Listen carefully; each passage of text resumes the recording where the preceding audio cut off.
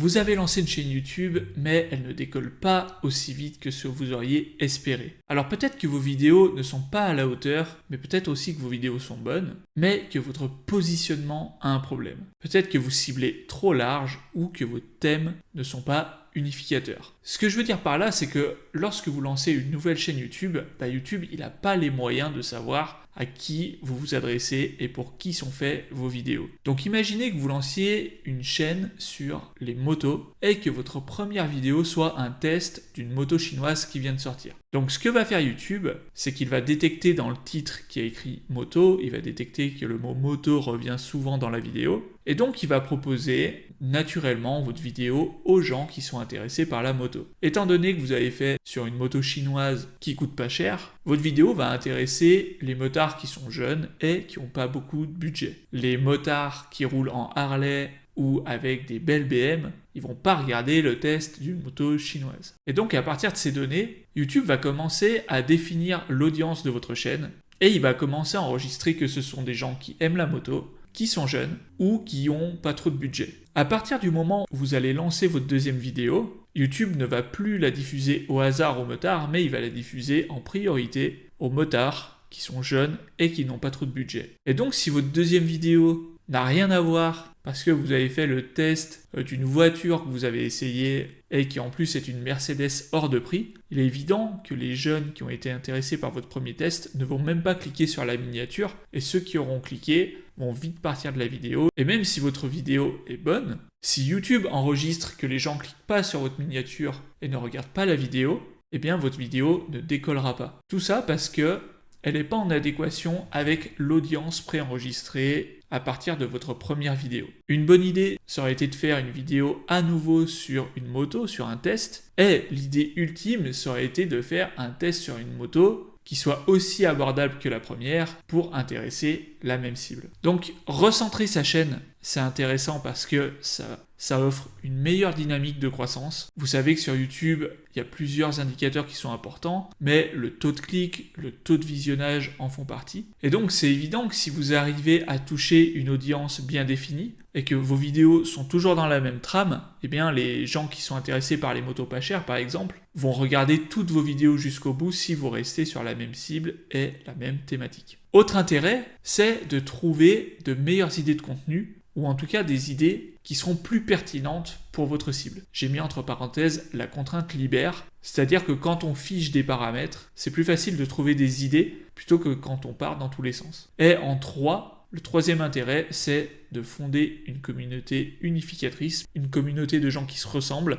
Et bien dans les commentaires, ce sera pas la guerre parce que les gens seront d'accord. Ils diront les motos chinoises c'est aussi bien que les BM, c'est aussi bien que les Harley. Alors que si vous faisiez des tests sur un peu toutes les motos, eh bien ce serait la guerre et vous auriez pas aussi facilement une communauté. Donc la communauté c'est intéressant déjà parce que c'est bien d'avoir pas mal de commentaires qui disent que vos vidéos sont bonnes. Mais si après vous souhaitez vendre quelque chose, par exemple votre marque d'équipement de moto, ou que vous souhaitiez organiser des balades entre abonnés, eh bien vous le ferez beaucoup plus facilement si vous avez une communauté unie. Idem pour les partenariats, idem pour tout ce qui est rémunération autour de votre chaîne. Pour la suite de la vidéo, on va aller sur ma chaîne Signe Blanc et on va voir comment on peut la recentrer. Donc le problème que j'ai avec cette chaîne, c'est que malgré des vidéos qui ont bien performé, vous pouvez voir que là j'en ai à 130 000 vues, 91 000 vues, 17 000 vues et la plupart du temps, on est plutôt autour des 1000 vues. Donc malgré des succès ponctuels, en fait j'ai du mal à grossir petit à petit, j'ai une croissance en dents de scie, et le pire dans tout ça, c'est que j'ai l'impression que les personnes que j'ai comme abonnés, ils se sont pas abonnés pour les bonnes raisons. Ils se sont abonnés, je pense, parce que quand j'ai fait la vidéo sur Hanouna et TPMP, je pense que les gens qui se sont abonnés, c'est parce que c'était de l'actu, c'était un peu du buzz comme on dit, et du coup j'ai un peu l'impression de m'être mis une balle dans le pied, parce que sur la chaîne de Signe Blanc, moi je veux pas parler aux gens qui sont attirés par le buzz, je veux parler aux gens qui sont exclus de leur famille. Et donc la première étape pour recentrer cette chaîne, c'est qu'il faut que je clarifie mon positionnement. Et donc pour ça, il faut que je clarifie qui est ma cible. Donc la cible en marketing, c'est l'audience audience, c'est les personnes à qui on s'adresse. Quelle est la proposition de valeur unique de la chaîne? Ça, c'est aussi un concept marketing. Et si vous voulez, pour l'expliquer simplement, c'est qu'est-ce qui, sur la chaîne, on va traiter et qui n'est pas traité ailleurs ou qui n'est pas traité de la même manière. C'est pour ça que c'est la valeur que Signe Blanc peut délivrer de manière unique et qui n'est pas délivrable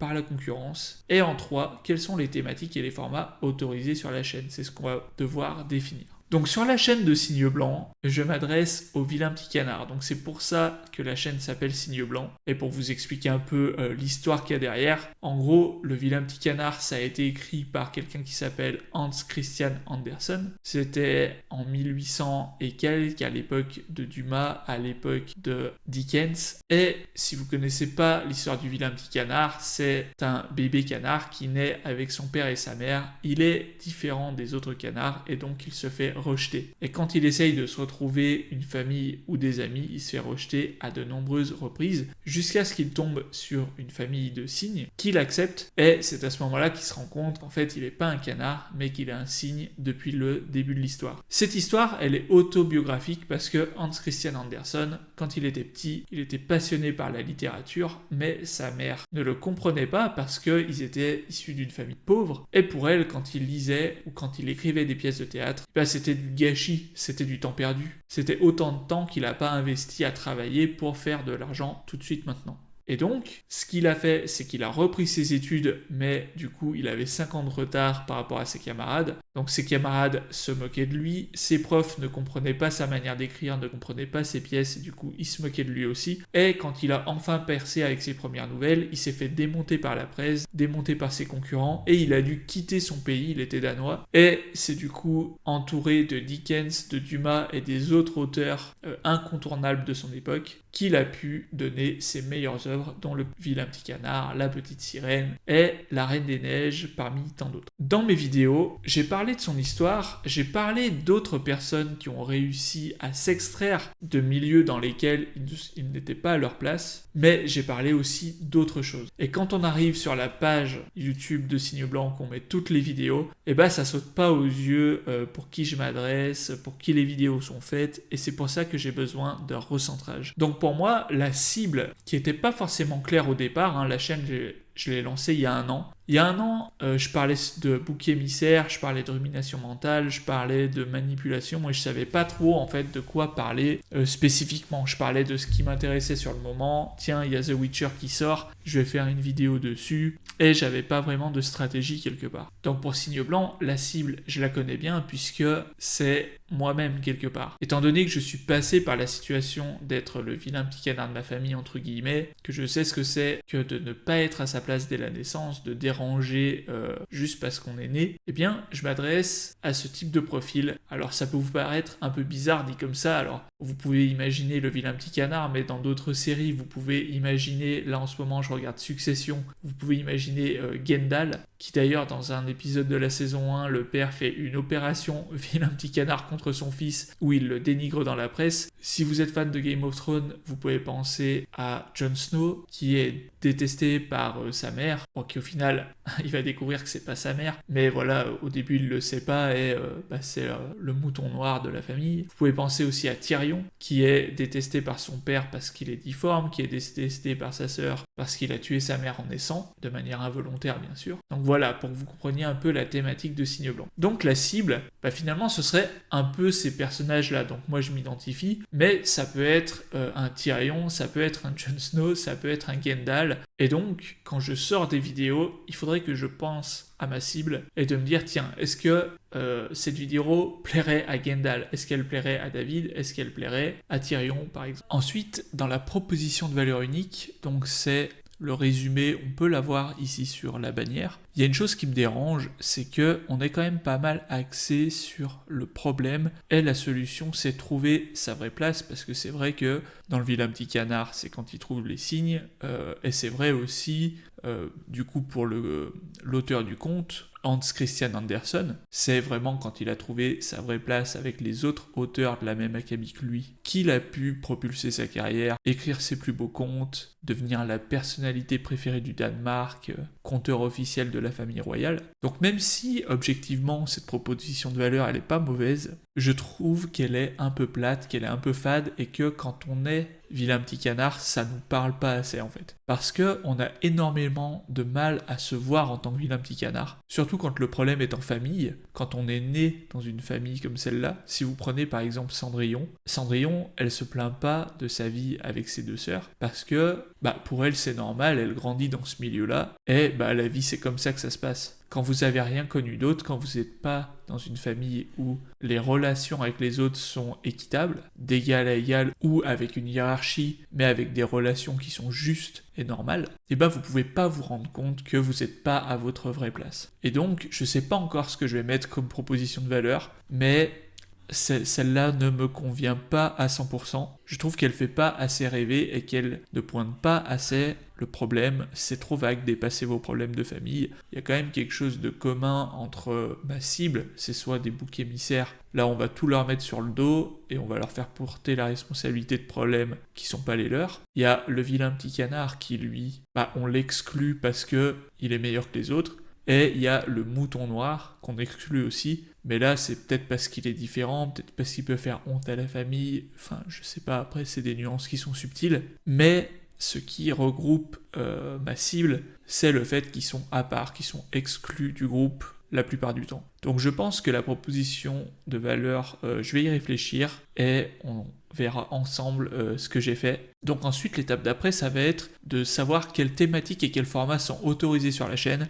Donc moi les formats c'est simple, je suis vraiment pour les analyses, je pense que c'est vraiment le bon format qui peut déjà démontrer mon expertise parce que moi je suis ni psychologue ni psychothérapeute ni quoi que ce soit d'autre et j'ai besoin de démontrer une certaine expertise. Donc les analyses, les études de cas pour moi ça me permet de démontrer que je connais des choses et que je peux aider les visionneurs de mes vidéos au-delà de simplement via ma chaîne YouTube. Par contre, sur les thématiques abordées, là, j'ai du travail à faire, mais je pense que il va falloir que je clarifie ma proposition de valeur avant, si je suis assez clair sur ma cible. Je pense que je vais d'abord formuler ma bonne proposition de valeur et après je verrai exactement quelles thématiques sont à autoriser ou non sur la chaîne. Ça y est, j'ai trouvé ma proposition de valeur unique et pour ma recherche, je suis allé voir les chaînes des concurrents et aussi des benchmarks, c'est-à-dire des personnes qui performent dans le domaine, même si c'est pas mon domaine spécifique. Et donc,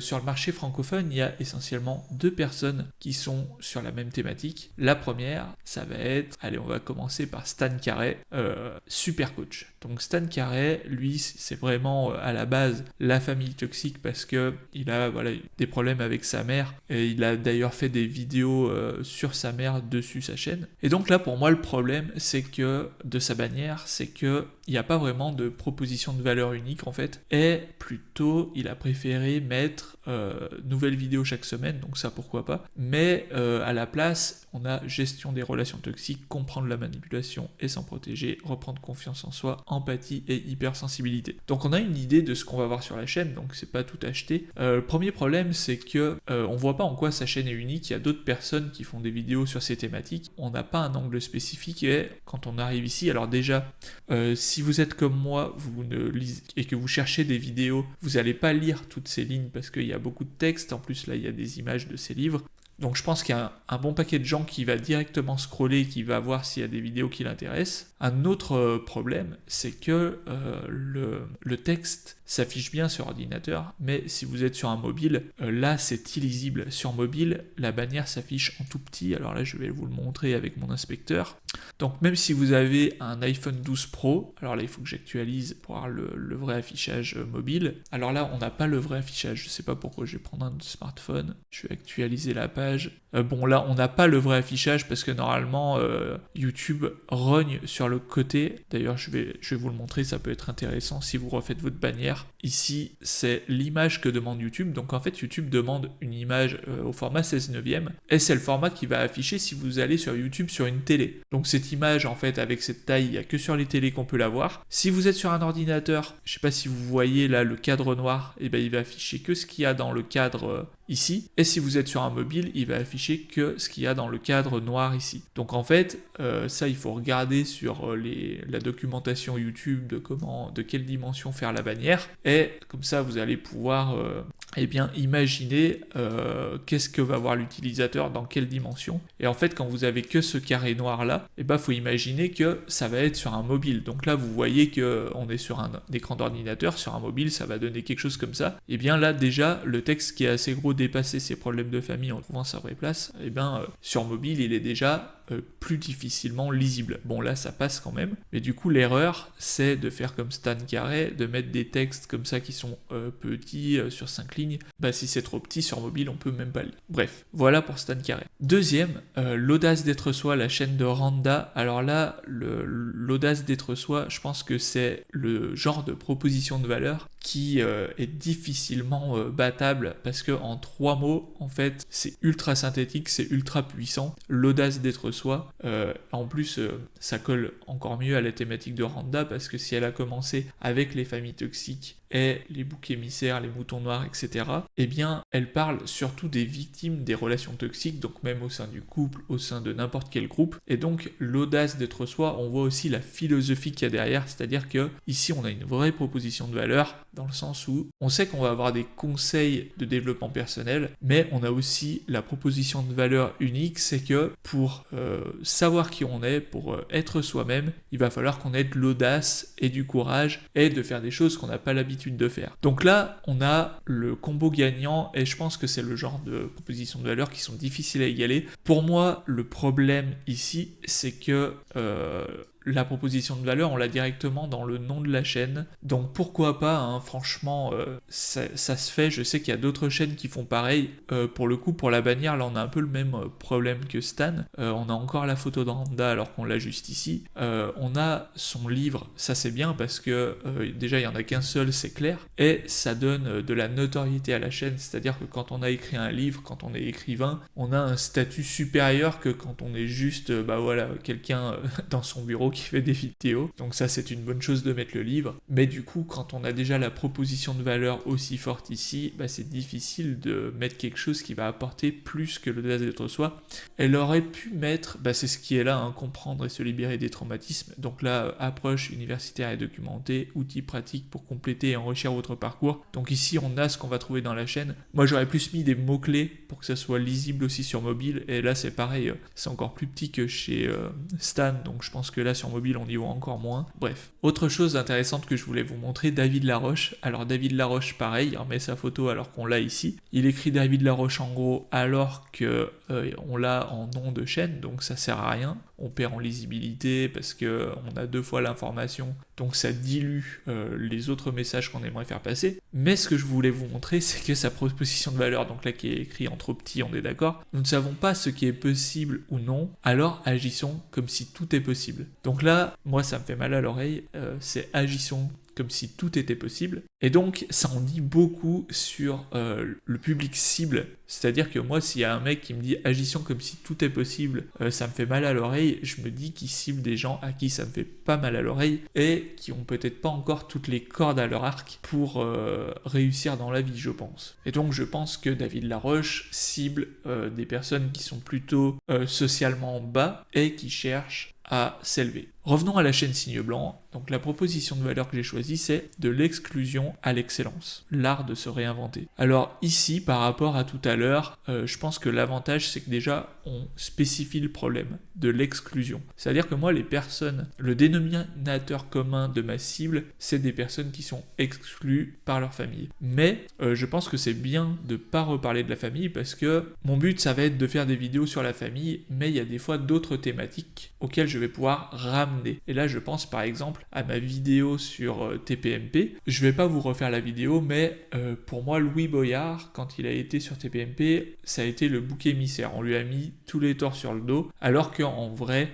c'est l'enquête que j'ai faite, c'est la chaîne qui est pas très nette, parce que effectivement, il y a Vincent Bolloré qui est propriétaire de la chaîne et qui fait dire ce qu'il veut dans TPMP. Et en fait, plutôt que d'admettre ses torts, ils ont tout mis sur le dos de Louis Boyard en lui disant que c'était un salopard parce que il qui mordait la main qui le nourrissait. Et donc ce genre de sujet, c'est des choses qui vont résonner avec ma cible parce que c'est des choses qu'on vit. Alors ma cible c'est dans la famille, mais du coup ça va quand même résonner avec eux. Et le truc c'est que dans les actualités, on a rarement les histoires de famille qui ressortent, à part dans des cas particuliers, et là il n'y a rien qui me vient à l'esprit. Et donc si je veux un peu des fois surfer sur l'actualité et que j'ai des personnes qui se retrouvent bouc émissaires, je vais pouvoir faire le lien à la fin avec la famille et toucher des nouvelles audiences et avoir des abonnés qui n'auraient pas découvert ma chaîne autrement. Donc je pense que c'est bien d'avoir mis de l'exclusion. Et à l'excellence, je trouve que finalement c'est mieux. Alors ça me convient pas à 100% parce que mon but vraiment ce n'est pas d'amener les gens à l'excellence, mais quand je regarde les exemples que j'ai, donc là je vais reprendre mon vilain petit canard Andersen qui a écrit le conte, pour lui vraiment il a atteint l'excellence et c'est comme ça quelque part qu'il a pris sa revanche sur tous ceux qui se sont moqués de lui auparavant. Et donc c'est vrai que le fait de trouver sa place, d'être dans le bon contexte, c'est plus vrai, mais je trouve que de l'exclusion à l'excellence, il y a quand même quelque chose qui est fort, un message qui est plus fort parce qu'il y a un contraste entre être exclu, être nul, se sentir nul, à l'écart de la société ou de nos proches, et l'excellence où là on est au sommet quelque part. Et en plus, coup de chance, on a une allitération de l'exclusion à l'excellence, donc c'est ex-ex. Donc ça donne une musicalité, j'ai envie de dire, à la proposition de valeur qui est pas mal. Et du coup, dessous, j'ai mis l'art de se réinventer. Voilà, qui vient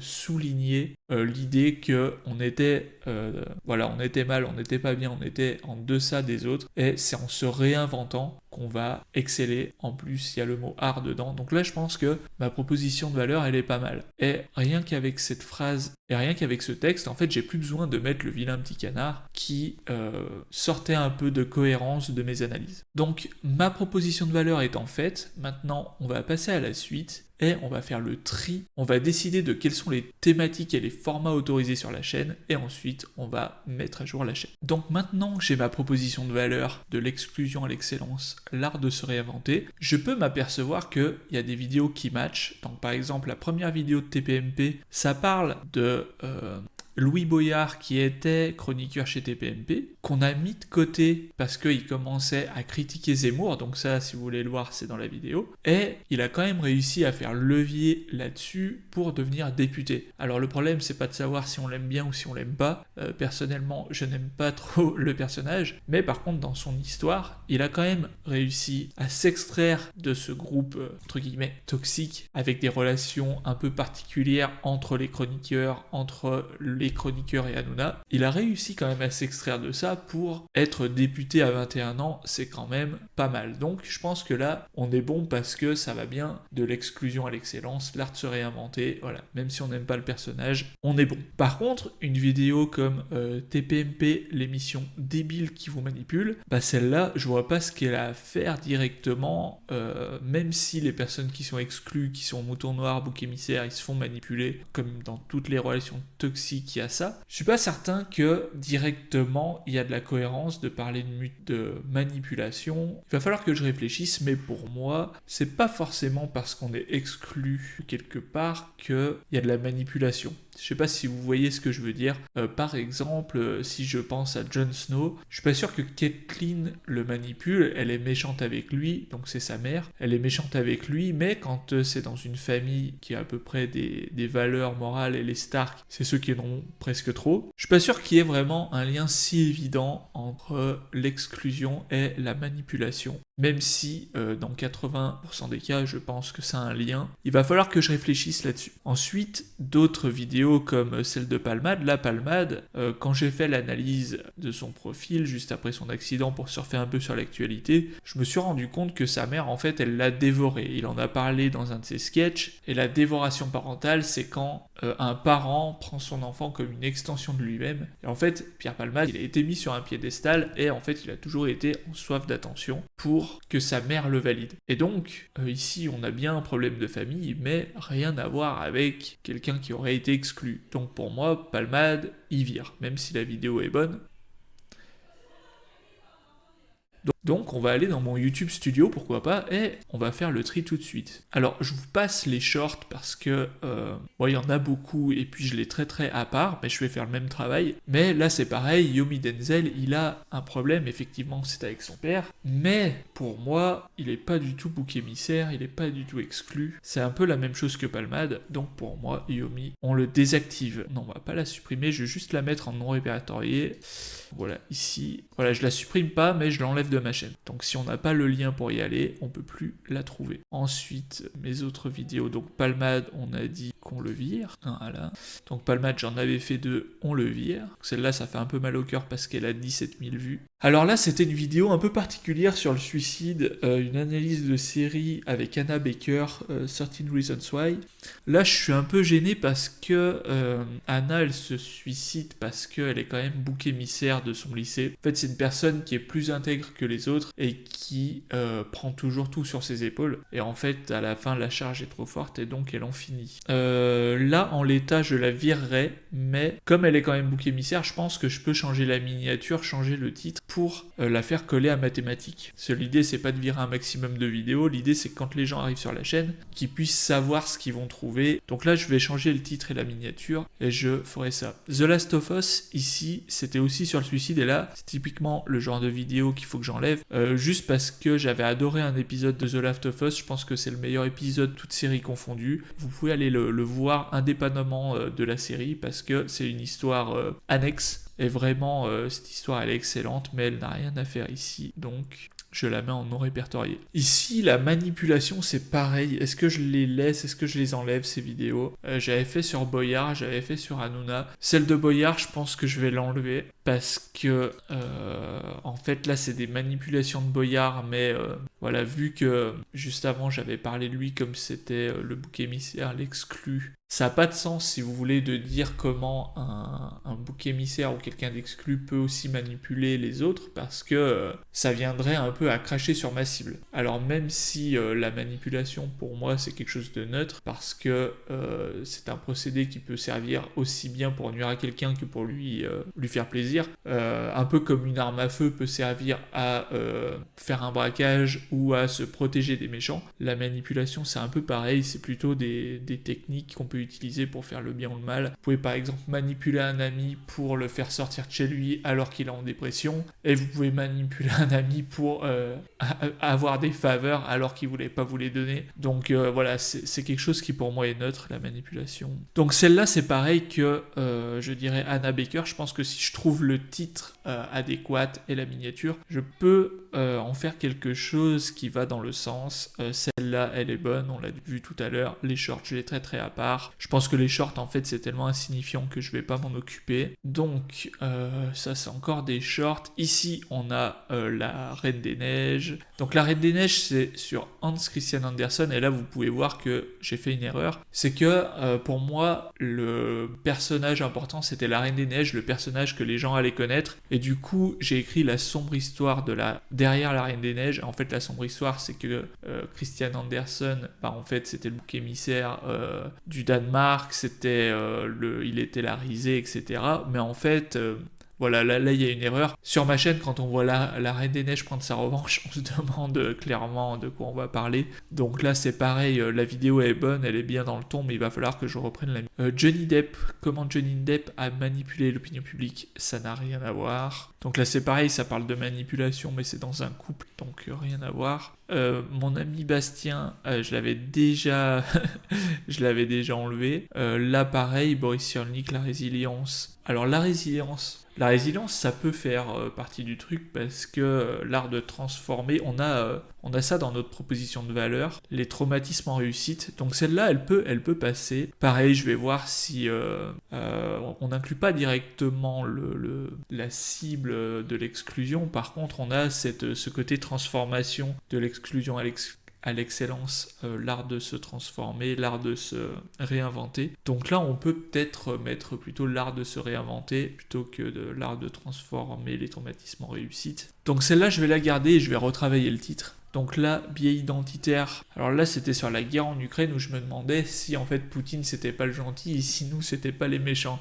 Du coup, celle-là, elle peut fonctionner parce que en fait, quand vous avez un bouc émissaire, c'est un peu comme quand vous jouez au jeu du loup-garou où il y a les villageois et les loups. Il y a des situations où en fait les loups vont arriver à faire croire que le villageois est un loup et donc les rôles sont inversés. Donc là, c'est ce que j'ai mis, inversion des rôles. Et en fait, quand on a un mouton noir, un bouc émissaire, c'est toujours comme ça. Quand les gens excluent quelqu'un, on va toujours lui mettre les torts sur le dos parce que les gens sont incapables de se voir comme des méchants qui excluent quelqu'un injustement. Donc là, il peut y avoir quelque chose à faire. Donc c'est pareil, je vais changer le titre et pour moi c'est bon. Ces deux vidéos, la partie 1, partie 2, je me rappelle pas ce qu'il y a dedans, il va falloir que je regarde. Ici on parle d'un couple, donc c'est pas bon, ça n'a pas à voir avec mathématiques, donc celle-là je vais la mettre en non répertorié. Trahi par sa propre famille, très bon. Couper les ponts avec sa famille, donc là c'est bien. Pareil, est-ce que comment couper les ponts avec sa famille? Donc là, je sais pas si c'est bon. Bon, il va falloir que je réfléchisse à mes titres. Squid Game, je l'avais déjà enlevé. Démasquer les manipulateurs, on enlève. Et rumination mentale, c'est pareil. Là, on est trop axé problème. Je vais la supprimer, enfin la mettre en non répertorié. Voilà. Donc là, j'ai fait le tour des contenus qui sont bons ou pas bons. Et donc là, j'ai déjà commencé en fait la partie mettre à jour la chaîne. Finalement, j'ai un peu devancé mon sommaire. C'est vrai que c'est l'occasion aussi de changer le nom de la chaîne si jamais votre nom est pas bon. Alors moi sur Signe Blanc c'est un peu particulier, le nom est pas terrible. En fait un bon nom de chaîne ce serait soit mon nom à moi parce que c'est clair, on sait ce que c'est. Moi le problème avec Signe Blanc c'est que si je vous explique pas ce que c'est, le nom veut rien dire. Donc ça c'est mauvais parce que quand on débute, il faudrait que le nom puisse parler et donner une indication un peu comme la proposition de valeur. Sauf que voilà, j'ai choisi ce nom-là parce que je le trouvais puissant vis-à-vis de l'histoire de Hans Christian Andersen. Et donc une fois que j'aurai de la notoriété, ça pourra être un bon nom parce que ça pourra faire ah ouais, il y a le nom derrière, il y aura l'explication et là ça va vraiment rentrer dans les esprits. Pour quelqu'un qui commence comme là, moi, le nom est pas bon parce que c'est pas un nom unique, Signe Blanc, et ça rend pas long sur ce que je fais si on connaît pas l'histoire derrière. Et le problème c'est qu'en fait j'ai déjà le nom de domaine signeblanc.fr. J'ai déjà des abonnés et j'ai pas envie de les troubler quand je vais envoyer des emails à mes utilisateurs. Surtout que là, j'ai une liste qui est froide, c'est-à-dire que les gens qui se sont inscrits sur mon site connaissent Signe Blanc, mais je les ai pas, je leur écris jamais. Donc je me vois mal, quoi que si je pourrais, pourquoi pas changer le nom et leur faire une annonce, ce serait l'occasion de renouer. Mais est-ce que c'est une priorité de revoir ça? Je pense pas. En tout cas, ça me semble pas trop pénalisant. Là, je le fais pas parce que la chaîne, je l'ai déjà lancée, j'ai déjà fait des choses autour de ce concept de Signe Blanc. Mais si jamais vous apercevez que le nom est pas bon, c'est l'occasion, quand vous faites une refonte, de tout mettre en cohérence. Bref, la bio, je l'ai déjà refaite. Je l'ai fait écrire par ChatGPT, donc je vais vous la montrer. Par contre, je vous ai pas montré au départ ce que c'était. Bon, c'est pas grave. Alors, on va aller sur la chaîne directement, ce sera plus sympa. Donc, la bio, c'est la section à propos. Salut, c'est David. Sur cette chaîne, nous analysons l'actu et vos séries préférées pour décoder l'ensemble des messages cachés, les symboles et les leçons qui peuvent nous aider à surmonter l'exclusion familiale et à rebondir. Mon parcours personnel m'a amené à comprendre qu'être rejeté, même par sa famille la plus proche, n'est pas une fin en soi, c'est surtout l'occasion de se redéfinir et de s'accomplir. Abonnez-vous à la chaîne et activez les notifications pour ne rien manquer de nos analyses. A très bientôt sur la chaîne de Signe Blanc. Alors je l'ai fait écrire par ChatGPT, mais je l'ai quand même corrigé. Là dans l'idée, c'est de dire salut, c'est David, comme si c'est moi qui leur parlais. Donc là on rentre un peu dans l'intimité et dans quelque chose qui est moins corporate que juste une description de chaîne. Bon, il y a quand même plus de sympathie là dans cette approche. Tout de suite, je dis de quoi on va parler et à quoi sert ma chaîne. Donc l'intérêt, ça va être de décoder les messages cachés, les symboles, et de tirer des leçons pour surmonter l'exclusion familiale et rebondir. Donc là, on approfondit un peu ma proposition de valeur. Ensuite, on donne, là c'est l'avantage déloyal. En fait, c'est l'avantage que j'ai sur mes concurrents qui peut pas être répliqué. Et donc là, mon avantage, c'est que mon parcours personnel m'a amené à comprendre qu'être rejeté rejeté même par sa famille. Donc là en fait je leur dis que ça m'est arrivé, que je sous-entends que j'en suis sorti, et ça c'est quelque chose que même le meilleur psychologue des familles ne peut pas me piquer, c'est que moi je l'ai vécu et j'en suis sorti, et donc j'en parle ici. On finit par un appel à l'action en bonne et due forme qui est abonnez-vous maintenant que vous savez ce qu'il y a dessus, abonnez-vous, activez la cloche, et à bientôt. Voilà pour la bio, et donc maintenant il faudrait que je rectifie les vidéos. Donc ce que je vous propose, c'est que si ça vous intéresse, vous allez voir la chaîne Signe Blanc, comme ça vous allez voir les vidéos, comment j'ai modifié les miniatures, comment j'ai modifié les titres, pour voir directement la cohérence de la chaîne.